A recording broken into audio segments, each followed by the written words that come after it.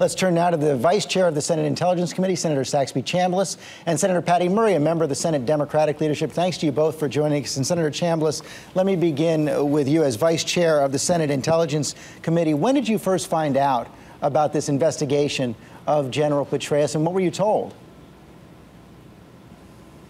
Well, I was not told about it until Friday. You know, the intelligence community became aware of it on Tuesday, actually late afternoon on Tuesday, and then by the time it sifted through the appropriate channels through the White House, we were told on Friday. So, you know, one of your colleagues, Congressman Peter King, the chair of the Homeland Security Committee in the House, says that the FBI director had an obligation to go to the White House and inform the relevant authorities earlier. Do you agree with that? Well, listen, David Petraeus is a great leader, a great patriot, and he is a guy who has probably contributed more to the safety of the United States of America over the last decade than any one single individual. And he's a good leader. And what leaders do when they're put in a difficult position is they lead. And he led here by doing what he thought was the right thing. And I think he did do the right thing. I don't think there's any question but it would have been very difficult to continue in his position if he had subordinates who might have engaged in similar activity. How would he deal with that? So I know that was his thought process, and at the end of the day, he did do the right thing, and of course the president did the right thing to accept his resignation. Two more quick questions, then I want to move on to Senator Murray. Was General Petraeus straight with you and the committee during the confirmation process? Generally, there's a vetting that asks these kinds of questions before someone is confirmed as CIA director, and I know that he is not going to appear before your committee now next week to discuss the whole situation in Benghazi. Do you want to hear from him at some point? Well, he and I have already had a conversation, and, you know, he's trying to put his life back together right now, and that's what he needs to focus on. His very capable deputy, Mike Morrell, is going to be testifying next Thursday. That's fine because he certainly was there when all the decisions were made relative to Benghazi. But at the end of the day, I would not rule out General Petraeus being called to testify. That still could happen at some point in time. And you're confident he told the truth to the committee during his confirmation hearings? Oh, absolutely, I am. I don't know exact date of when all of this process began and what took place there, but we're confident that David Petraeus was very straight up with us during the confirmation hearing. Senator Murray, you're not a member of the Intelligence Committee, but you are a member of the Democratic leadership. Do you have any concerns with how this was handled? Well, first of all, George, great to be with you and with Saxby Chambliss today, and I would be remiss if I didn't thank all of the men and women who served our country on this Veterans Day to start. I think Senator Chambliss has said it very well, and I think that General Petraeus has served our country incredibly well in many different forms and fashions, and like all men and women who have served our country, we owe him a debt of gratitude, and I hope this moves forward quickly for him and his family to resolve. One thing that is also coming on quickly are all these negotiations over the fiscal cliff. If Congress doesn't do something, we're going to have tax increases on January 1st, spending cuts on January 1st, more than $500 billion, likely to cost every American family about $2,000. Senator Murray, let me begin with you. We've already heard from the Speaker and the President. Speaker Boehner says tax hikes are unacceptable. President Obama says he won't sign any extension of the tax hikes for the wealthiest Americans. We've also heard from Senator McConnell, the Republican leader in the Senate, who says he will not raise taxes to turn off those spending cuts, the sequester. So if Senator McConnell and Speaker Boehner don't bend, do you still believe the president should go right up to the brink, go off the fiscal cliff, and allow the tax cuts to expire? Well, here's where we are. Our country has a tremendous debt and deficit problem. We also have a challenge in making sure that we educate our workforce. We need to make sure we care for our veterans who need that care today. We need to have research, and we need to be able to compete in a global marketplace. Those investments are important. Everyone who has looked at this, including the super committee that I served on, said that we need to have revenue as part of the solution to this problem, as well as looking at entitlements and spending cuts. What has been the missing ingredient in Congress to date has been the revenue, and to make sure that it is fairly distributed and the wealthy pay their fair share. That is what we face right now. If our Republican counterparts can step forward with that revenue piece, we will be able to find a solution. And if not, go off the cliff? Well, clearly we have the ability between now and the end of the year to not go off the cliff. But we can't accept an unfair deal that piles all of this on the middle class and tells them they have to support it. We have to make sure that the wealthiest Americans pay their fair share. We just had an election where President Obama ran on that. We increased our majority in the Senate with Democratic candidates who said that to solve this problem, the wealthiest Americans have to pay their fair share too.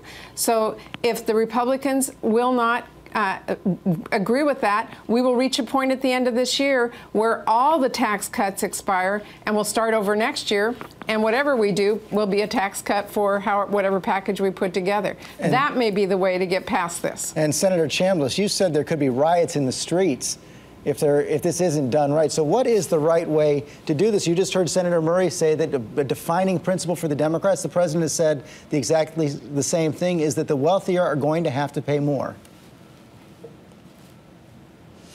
Well, what's going to have to happen, George, is that because there's no silver bullet, as was discussed in the Simpson-Bowles Commission and ultimately a recommendation of the Simpson-Bowles Commission to do this. We got to look at cutting spending. We still spend way too much money in Washington. What is choking our economy and what is choking the economy of Greece, and this is why I referred to it the way I did, even though it was a figure of speech, but entitlements are choking us, and we've got to make the real right kinds of reforms there to make sure that we do it right, that we protect these programs. And then thirdly, listen, Speaker Boehner said it, I think, very well. I thought he showed great leadership by saying that revenues need to be on the table. Again, though, we need to do it in the right way. Bowles-Simpson said, look, eliminate all these tax credits and tax deductions. You can generate somewhere $1 to $1.2 trillion in additional revenue. You can actually lower tax rates by doing that. And I think at the end of the day, what's got to happen, George, we've got to get this economy going again. We've had an outside group, Ernst & Young, look at the raising of the taxes on the highest income earners. What they concluded was we would immediately lose 700,000 jobs in America. Now, is that the kind of economy that this president wants to start out with in his second term? I don't think so. President Obama said 2 years ago, now is not the time with a sluggish economy to raise taxes. We need to consider the fact that the folks he's talking about raising taxes on are the job creators, the small business community. So there's a right way to do this and there's a wrong way to do it. And Speaker Boehner was absolutely correct that you do have to have revenues on the table, but that does not mean raising taxes. There are other ways to do it to get the economy going. Senator Murray, let me come back to you then, because you said that it might be the best way might be to have to go off the cliff, have the tax rates expire, and then to come in and cut taxes. But what about the concern that going off the cliff will create financial chaos? Equity markets will drop during the month of December, and of course that could have an impact on economic growth. Look, no one wants to go off the fiscal cliff, but a fair deal is absolutely critical here. I'm delighted to hear Speaker Boehner, and I know Senator Chambliss has said repeatedly revenue has to be a part of this. That's a good step forward. But how that revenue is collected is critical. If it is just eliminating tax loopholes that affect middle-class families and they don't have a mortgage deduction or a charitable deduction, or we raise their copay on Medicare, all of that revenue falling on the middle class is not a fair and balanced way to get to a deal. So how that is distributed is a critical part of that. We have a way to do this. The Senate has already passed a bill that extends the tax cuts for 98% of Americans. And if the House will pass that bill, we're well on our way to working towards a solution before that fiscal cliff. Senator Chambliss, the president called for that on Friday as well. Do you think the House should pass that bill that has already passed the Senate? No, I don't think so. Obviously, that was a party line vote in the Senate, and that's not the kind of common ground that we need to work towards. We should ultimately get a big vote in the House and the Senate to fix this problem, George. And doing it on a party line vote is obviously not getting a big vote. We need to put politics aside. The election is over. President Obama has won. It's now time for him to lead, and leading should not be do it my way or we're not going to do this. Leading means you sit down around the table and make the hard and tough decisions. Patty was on the super committee. I've been involved in a gang of 6. These are very, very difficult issues to deal with.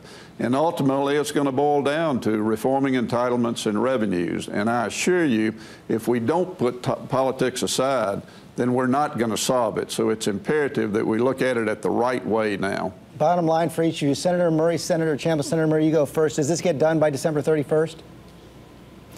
I believe we have the opportunity to do that. And Senator Chambliss is right. It needs all the ingredients. We need to look at every aspect of the federal budget to put it together. But the one key issue that hasn't been resolved is how we put revenue into that. And I would be delighted to look at a plan that puts that revenue on the table in a way that is fair and balanced. And if we can do that, we can get to a deal. Senator Chambliss? Well, I think the process can be put in place. Obviously, tax reform is going to be a major part of this, and we're not next 45 days. The other issue that is critical for revenues to come on the table is a big number in entitlement reform. And we're not going to reform entitlements over the next 45 days. But, George, we can put a process in place, and I certainly hope that happens. And I think it will. I mean, we've got to be responsible to the people who sent us to Washington, and this is one of those difficult times that you actually hope for, because we have the opportunity to change the fiscal course of America, and we need to step up and do the right thing now, but most importantly, do it in the right way. Senator Chambliss, Senator Murray, thanks very much for your time this morning. You bet.